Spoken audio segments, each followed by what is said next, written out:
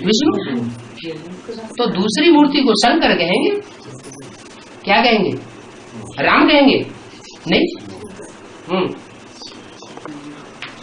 और कैसे स्टार्टिंग में बाबा ने बताया कि महिमा उनकी होती है जिनसे कुछ प्राप्ति होती है। तो ऐसे भी कुछ आत्मा हो सकते हैं जो 84 जन्म में पवित्र रहते हैं, लेकिन उनसे किसी को प्राप्ति नहीं होती। हाँ, तो उनको पवित्र, तो उनकी भक्ति मार्ग में महिमा भी नहीं होती। और दूसरी बात, और जो पवित्र रहते भी है इस दुनिया में, वो उनकी सच्ची पवित्रता कहाँ होती है? वो कीचड़ में रह करके पवित्र रहते हैं क्या? घर गृहस्थ की कीचड़ में रहते हुए पवित्र रहते हैं क्या? हो सकते दो ही आत्मा 84 जन्म लेन देन संबंध रखा हो, किसी और आत्मा से संबंध ना रखा हो। दो ही ये अनुमान क्यों लगाना? ऐसा भी हो सकता है, वैसा भी हो सकता है, ये तो अनुमान की बात हुई। पार्ट किस तरह रहे, मतलब 84 जन्म में प्रजापिता है कि बहुत सारे आत्माओं के संबंध में आता है। हाँ, ठीक है। लेकिन राम का गायन देखा जाए तो मर्यादा पुरुषोत्तम सिर्फ सीता के साथ संबंध। लेकिन राम है कौन वास्तव में? इस समय संगम युग में जो भी पार्टधारी है उनमें मर्यादा पुरुषोत्तम का पार्ट बजाने वाला कौन है? वैष्णवी देवी की बात में है, वो मर्यादा पुरुषोत्तम का स्थूल में पार्ट बजाती है। और बुद्धि योग से एक एकलव्य है जो मर्यादा पुरुषोत्तम को पार्ट बजाता है। भले शरीर से अनेकों के संपर्क में आता है, संबंध में आता है, लेकिन बुद्धि योग किसी में अटैचमेंट नहीं होता। हाँ। और अभी आप किसी नए व्यक्ति को ज्ञान सुना रहे हैं, तो फिर वो आने के लिए राजी हो जाता है, तो फिर हमें क्या, मतलब बेस्ट मेथड क्या होगा ना? बाबा का टीवी वाला चित्र सीडी लगा दें, या फिर नया कोई एकदम बिल्कुल नया, ना उसे बेसिक ज्ञान है ना एडवांस। तो सामान्य ज्ञानी की कैस्ट है, उसको सुनाओ। कैस्टों में भी तो अलग अलग तरीके की कैस्ट है ना। तो सीढ़ी ऐसी हो तो जनरल नॉलेज की हो, उसको सुनाओ। जो स्पेशल नॉलेज की है, जो सिर्फ ब्रह्मा कुमार कुमारियों को सुनाने की है, वो मत सुनो। मतलब हम कहते हैं ना बाबा को याद करना है, तो अगर आपका चित्र दिखा दे तो ठीक रहेगा, तो सीडी वाला ऐसे तो इनका चित्र दिखा दो, उनका चित्र दिखा दो, उनका चित्र दिखा दो, भैंस का चित्र दिखा दो। चित्र दिखाने से थोड़ी बुद्धि में बैठ जाएगा।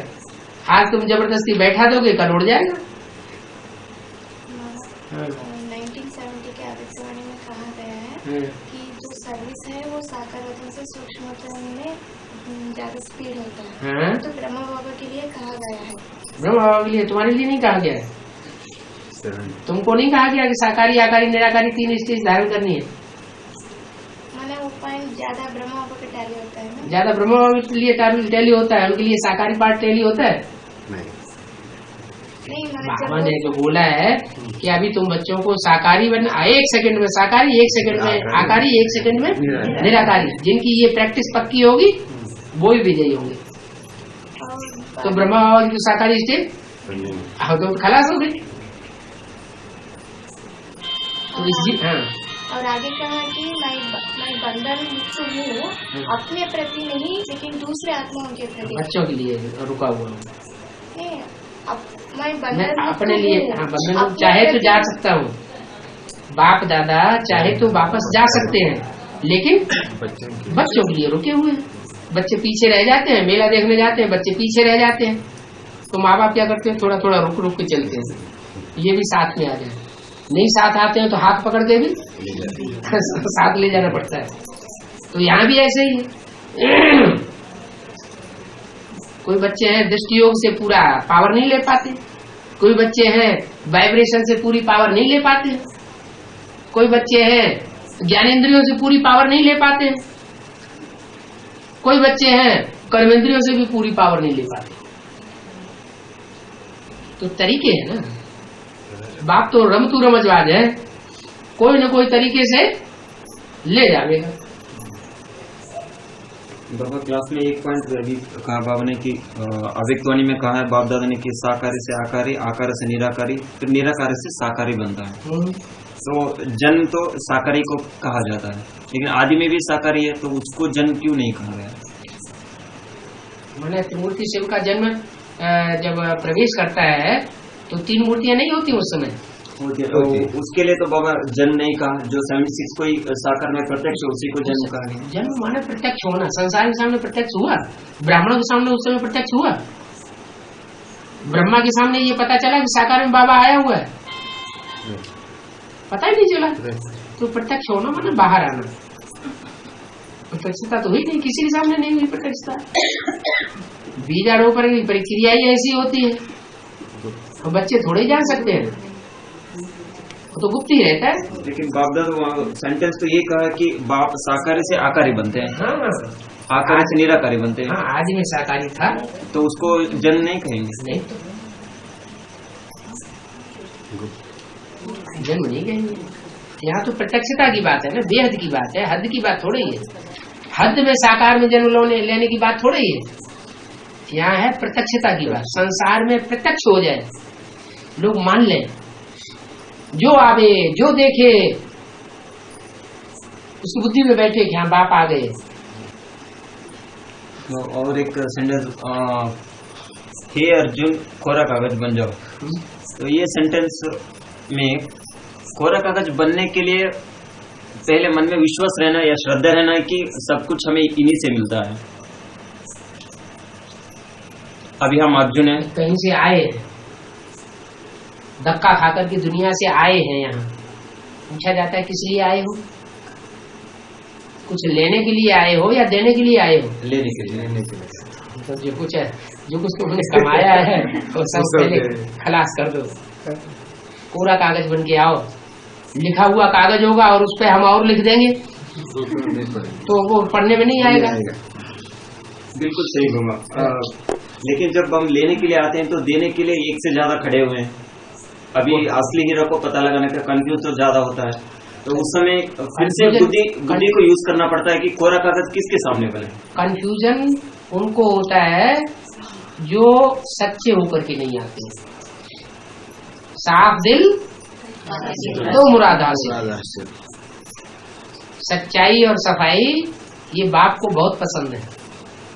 फाउंडेशन में ही ऐसा फाउंडेशन पड़ जाता है। अगर हम सच्चाई सफाई है 100% है तो भगवान को ढूंढने की जरूरत है।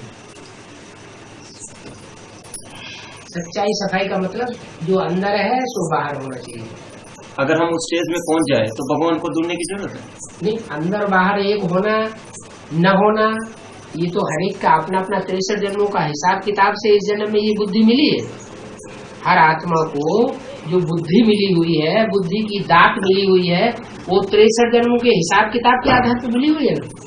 वो बुद्धि किसी की साफ होती है, कोई की बुद्धि मलिन होती है। जानबूझ करके छल छित्र कपट करता है, हर बात में झूठ बोलता है।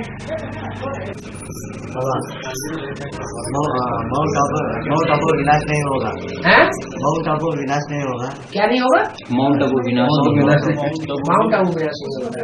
जब तक स्वर्ग की पूरी स्थापना न हो जाए तब तक माउंट आबू पूरा विनाश नहीं हो सकता।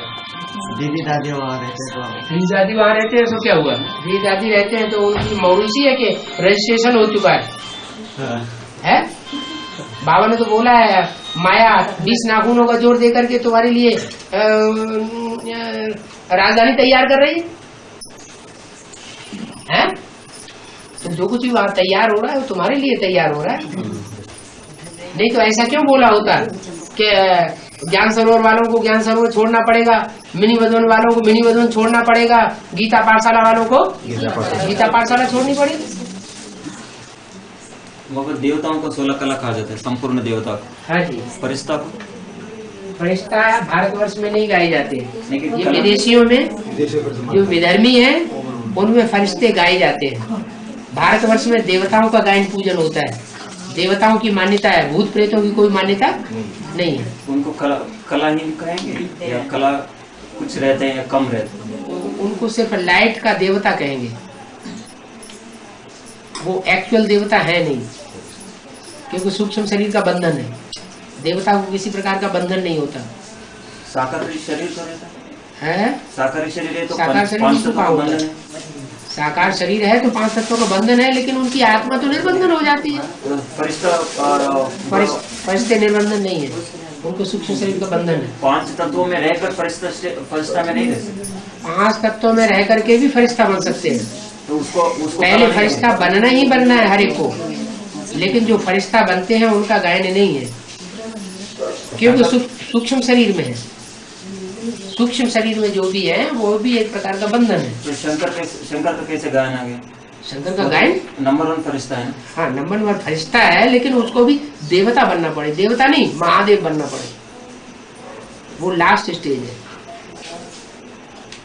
फरिश्ता या सूक्ष्म बतन ये बीच की स्टेज है। जब विनाश होगा तो सब आत्माएं जाके सूक्ष्म बतन में इकट्ठी होंगी, ऐसे बोला है ना। तो सूक्ष्म बतन हमारी बीच की स्टेज है। लास्ट की स्टेज है कौन सी है? परमधाम वासी निसंकल्प की स्टेज। उससे भी ऊपर की स्टेज है सुखधाम।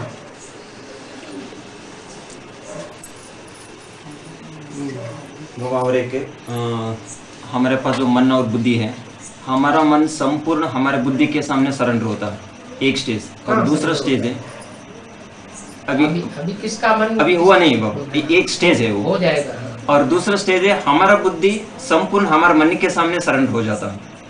ये दूसरा स्टेज। बुद्धि मन के सामने सरेंडर हो जाता है। बुद्धि हाँ मन के सामने सरेंडर हो जाए। हाँ, ये एक स्टेज है। अरे मन को तो नीचे तबक्के में दिखाया गया है, संस्कार को विष्णु के रूप में बीच के तबक्के में दिखाया गया है। बाबा अभी तो हमारी स्थिति तो ऐसी ही है कि जहाँ मन जाता है वहाँ हमारी बुद्धि हमारी कर्मेंद्रियों को लेकर कर्म करने लग जाते हैं। हाँ। तो इसका मतलब यही हो गया है कि हमारा बुद्धि तो हमारे मन के सामने स्टेज ना बताओ ना, उसको ये बताओ, ये अभी वर्तमान की हमारी ऐसी स्टेज है। दो पूरी ड्रामा में ये 2 स्टेज कि मन बुद्धि के सामने सरेंडर होता है और दूसरा समय बुद्धि मन के सामने सरेंडर होता है। अभी सरेंडर है बुद्धि मन के सामने। हाँ अभी है, इसलिए हम चाहते हैं कि मन बुद्धि के सामने सरेंडर हो जाए। अभी बुद्धि मन के सामने सरेंडर है, लेकिन अगली जो स्टेज होगी उसमें बुद्धि मन को कंट्रोल कर लेगी, जबकि निसंकल्पी हो जाएगी। निसंकल्पी स्टेज में ना मन फुल कंट्रोल, हाँ फुल स्टॉप। तो इसमें भी एक सवाल आता है हाँ। कि मन जो भी संकल्प करे उसको कार्य रूप में लाए। जैसे कि ब्रह्मा के संकल्प से स्वर्ग का गेट खुलेगा, लेकिन संकल्प तो किया, लेकिन उसको कार्य रूप में लाने के लिए बैकबोन कौन रहेगा? तो वहां तो कोई बुद्धि रहेगा। तो इसलिए अव्यक्तवाणी में पूछा कि ब्रह्मा के संकल्प से स्वर्ग के गेट खुलेगा, लेकिन इसमें शंकर क्या करता है? इसमें गुह्य रहस्य। तो मेन बैकबोन तो शंकर हो गया। जब तक पुरानी दुनिया का विनाश नहीं होगा तब तक वो संकल्प कार्य रूप में नहीं ला सकते। बैकबोन अकेला शंकर नहीं है, बाप दादा दोनों ही बैकबोन है। क्या? बाप माना शिव, और आत्मा में जो सबसे बड़ी आत्मा है, सबसे बड़ा पार्ट बजाने वाली, वो दोनों ही बैकबोन है बच्चों के। लेकिन शिव के सामने तो ना सतयुग पसंद है ना कलयुग पसंद है, वो तो न्यूट्रल रहता है। तो क्या है? उससे क्या होता है? तो हम बाप दादा हमारा लक्ष्य शिव समान बनना थोड़ी है। हमारा लक्ष्य तो नारायण बनना है ना। शिव जैसा हम थोड़ी बनना चाहते हैं। नहीं तो हमें 5000 वर्ष वहीं ऊपर ही पड़ा रहना पड़े, वो कौन चाहेगा? हम तो इस सृष्टि में सुख भोगना चाहते हैं। ज्यादा से ज्यादा सुख वो ही भोगेगा जिसमें ज्यादा से ज्यादा योग की पावर होगी, क्योंकि शक्ति होती है तो सुख भोगा जाता है। शरीर में शक्ति ही नहीं है तो सुख कहां से भोगा जाएगा?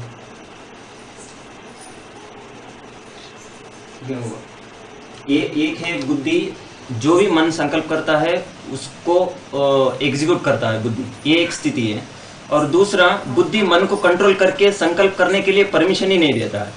तो इस दोनों को कंपेयर करेंगे तो यह हो गया कि आपने तो मन को बांध के रखा है, फ्रीडम नहीं दिया, इसलिए आप निसंकल्प स्टेज में हैं।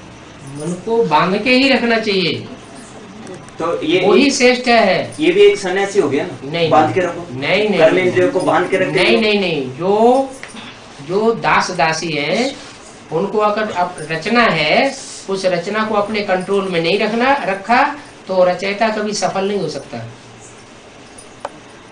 क्या राम ने सीता को बांध के रखे? नहीं रखे थे, इसलिए तो सीता ने राम को सीता वाली बात जो है वो वर्तमान संगम युग की बात है। राम भी एक आत्मा है, सीता भी एक आत्मा है। वो तो हाँ, आत्मा आत्मा भाई भाई का पार्ट पढ़ाया गया है क्या? यहाँ अगर राम की सोल सीता की सोल को बांध के रखती है, उसे स्वतंत्र रूप से आचरण नहीं करने देती है, तो श्रीमत के बरखिलाफ वाली बात हो जाती है। नहीं, जब राम सीता की प्रवृत्ति का ले लेंगे तब उस समय राम हो गया बुद्धि और सीता हो गया मन, तो मन को तो फ्रीडम दे दिया। इसलिए तो जब उसने पसंद किया कि मुझे वो जब रावण की माया में एक जानवर दिखाई पड़ता वो पसंद किया, तो राम ने अपनी बुद्धि नहीं चलाई कि संकल्प मत करो, उसको बंद करो। जो संकल्प किया उसको एग्जीक्यूट कर दिया। ये ठीक बात है। यहाँ संगम युग में हमें पाठ मिला हुआ है बाबा से, आत्मा बनो, स्वतंत्र रहो और स्वतंत्र रहने दो। ये नहीं समझना कि हमारी पत्नी है, पत्नी समझा माने देवान आया, आत्मा आत्मा भाई भाई कहाँ हुआ। इसलिए ये तो कि राम अपनी सीता को कंट्रोल करे, तो बात ही नहीं ठीक है। मन और बुद्धि में देखा जाए तो अटियोगी हो जाएगा। क्या मन और बुद्धि इसको ले लेंगे क्या? तो बुद्धि ने अपने मन को बांध के रखा है, संकल्प करने के लिए परमिशन ही नहीं दे रहा। बांध के रखना चाहिए, उसी से ही श्रेष्ठ दुनिया बनेगी। रचयिता अपनी रचना को कंट्रोल में न रखे तो दुनिया नीचे गिरेगी। रचना रचयिता की कंट्रोल में होनी चाहिए। कंट्रोलर ऊपर होता है, कंट्रोल्ड होने वाली चीज नीचे होती है। उसकी ऊंची स्टेज, उसकी नीची स्टेज। संस्कार प्रबल नहीं होने चाहिए, बुद्धि प्रबल होनी चाहिए। मन प्रबल नहीं होना चाहिए। अभी यही तो बड़ा सवाल हो गया कि किस आधार पर हम माने कि बुद्धि प्रबल होना चाहिए, मन नहीं। ऐसा भी कह सकते हैं कि मन प्रबल होना चाहिए, बुद्धि नहीं। मन आज की दुनिया में मन बहुत प्रबल हो गया। मन हमारा ये कहता है, दिल हमारा ये कहता है, हमारा दिल करता है हम ये खाएं। बीमार आदमी है और क्या हमारा दिल ये करता है कि हम ये खाएं, हम वो खाएं, हम यहाँ जाएं, हम वहां जाएं। वो तो हमें गड्ढे में ले जाएगा। अकूत इच्छाएं है, इच्छाओं का कभी पारावार नहीं होता। उसको लगाम लगा के रखना है मन रूपी घोड़े को। घोड़ा वही अच्छा काम करता है जिसमें लगाम लगी हुई हो। मन को बुद्धि के सामने सरेंडर होना है। सीता है तो राम के सामने सरेंडर होनी चाहिए। सरेंडर बुद्धि नहीं है तो सीता नहीं है। वो रचना ही क्या जो रचयिता की कंट्रोल में न हो। और बाबा भक्ति मार्ग में शंकर को किरीट वगैरह आभूषण क्यों नहीं दिखाते? आभूषण नहीं दिखाते क्योंकि बेताज बादशाह है। जैसे नेहरू जी बेताज बादशाह था ना, ऐसे वो बेताज बादशाह है। उसको ये ताम झाम की जरूरत नहीं, वो विष्णु जी को दे दिए, तुम लगाओ। तो हमारी घरवाली बन के रहना।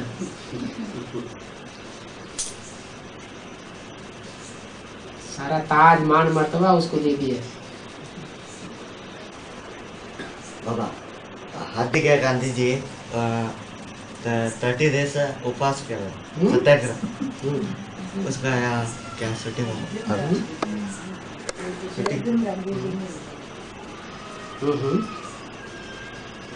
वहाँ उपवास करते हैं, खाना पीना छोड़ देते हैं। यहाँ बाबा ने किस चीज का उपवास करने के लिए बोला है?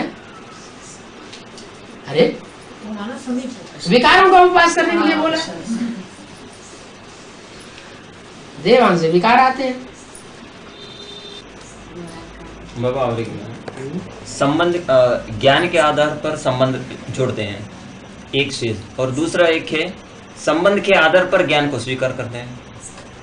इन दोनों में कौन सा अच्छा लगता है? ज्ञान स्वीकार तब किया जाएगा जो देह के संबंधों में जुटा हुआ है, वो ज्ञान उसके लिए कहा जाएगा उसने ज्ञान स्वीकार किया। और जहाँ ज्ञानी है उसको ज्ञान मिला हुआ है कि हम आत्मा हैं, हमारा बाप सुप्रीम सोल आत्मा है, तो परिवार ही सब बदल जाता है, हमारा संबंध ही बदल गया। हमारे संबंध थोड़े रह गए, बाप और आत्मा, आत्मा भाई भाई बच्चे, दूसरा कोई संबंध नहीं। ये हमारी परिवार की पहली इकाई है।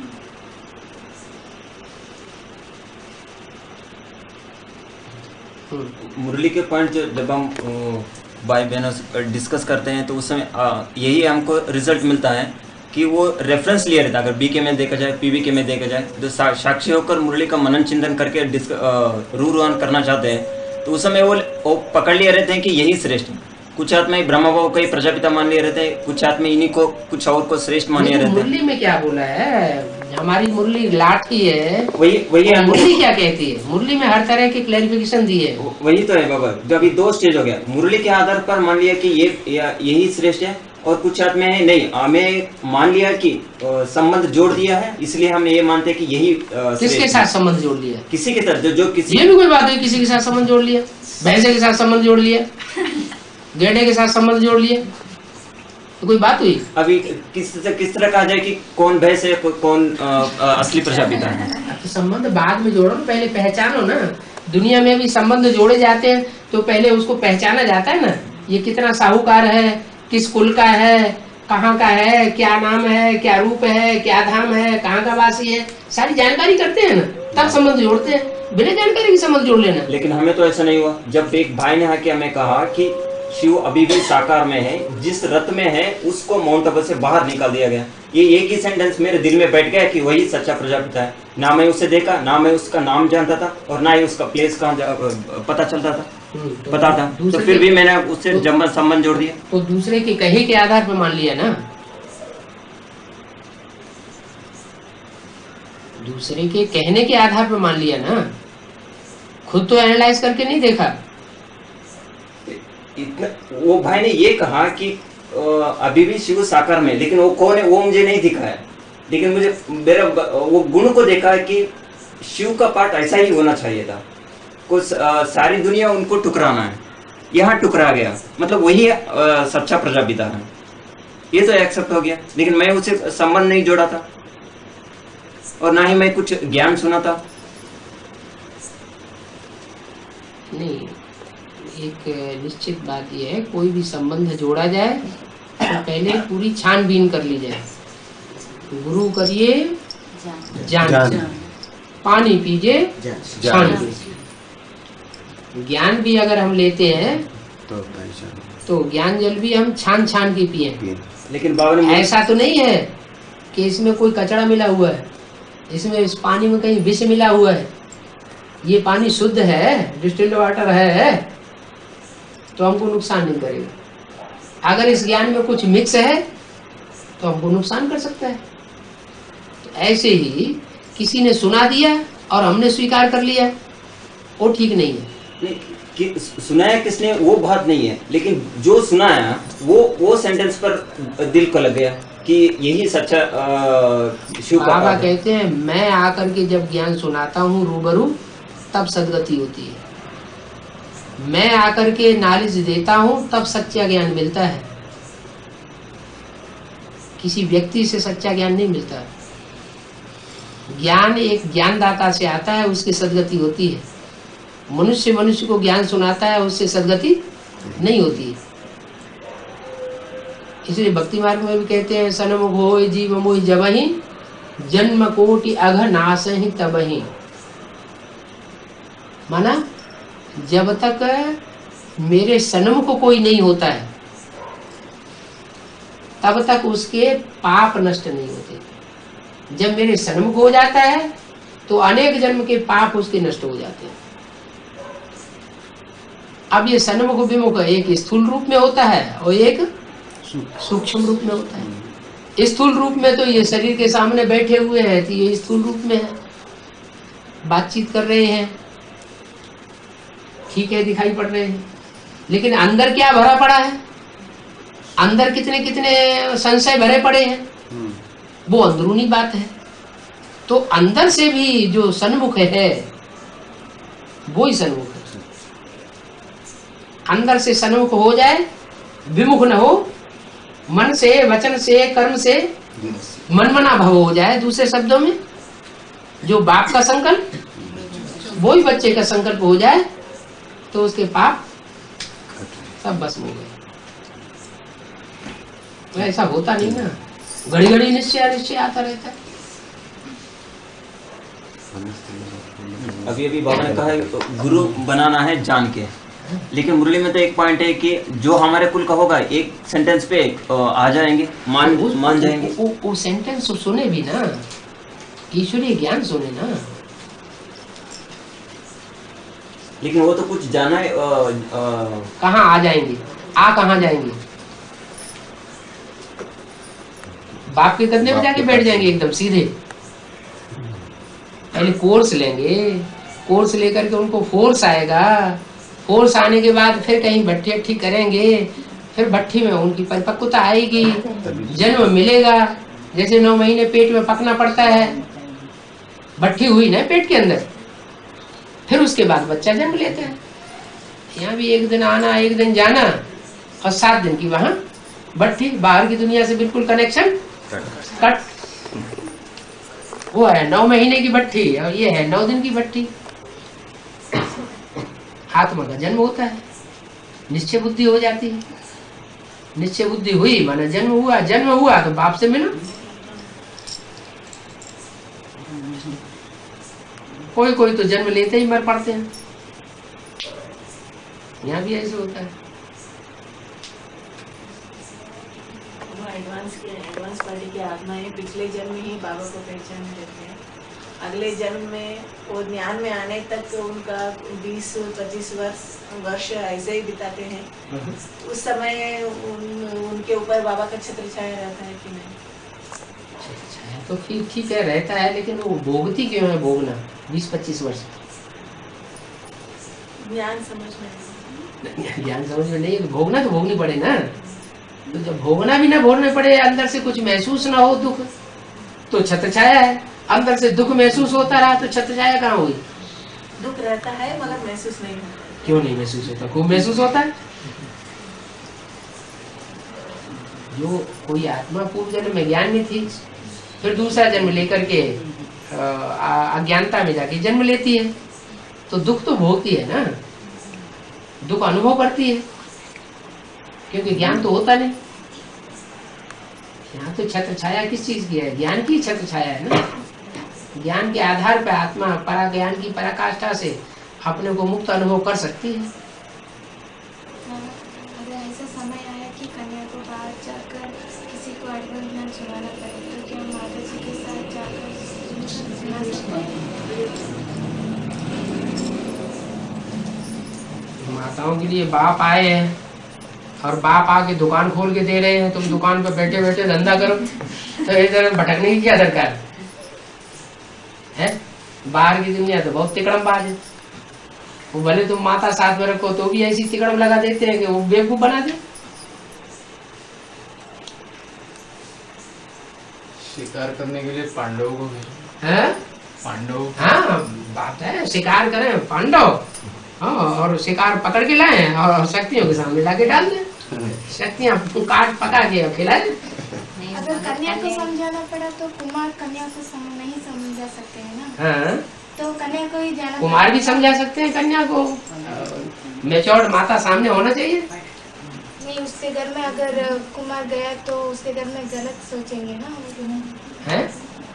अगर किसी के घर में कन्या होंगे तो अगर कुमार माता जी और तो घर वाले तो ऐसे ही, तो कोई कन्या समझाने जाएगी तो भी गलत सोचेंगे, फिर पता नहीं कहाँ की आ गई। नहीं, वो पहले से ही बीके आते हैं, बीके में है, लेकिन झगड़ा हुआ है तो वो सेंटर्स के इंचार्ज और उन कन्याओं के बीच में झगड़ा हुआ है। हाँ। और वो घर में ही रहते हैं।